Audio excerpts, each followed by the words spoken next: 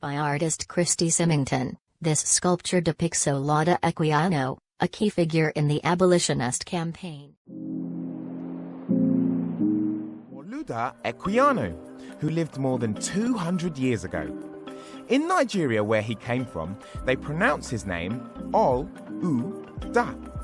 Olaudah spent many years of his life as a slave. Being a slave means that someone else owns you and tells you what you must do.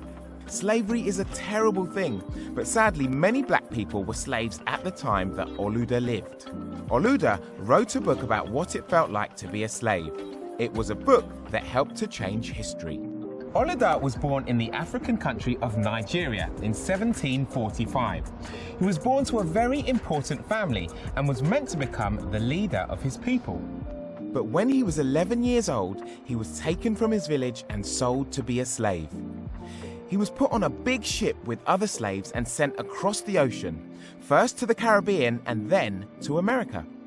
In America, Olaudah was sold to one man, and then less than a year later sold to another, an English sea captain who forced Olaudah to use a different name, Gustavus.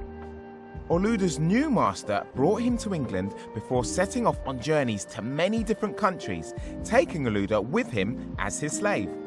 At around this time, Olaudah learned to read and write, something that enslaved people were often forbidden to do.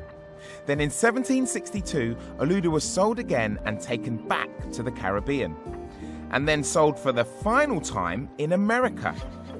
Olaudah's new master must have liked him because he allowed Olaudah to earn a little money for himself. After 3 years, Olaudah had earned enough money to buy his freedom. In exchange for all the money he'd earned, he was given something called a certificate of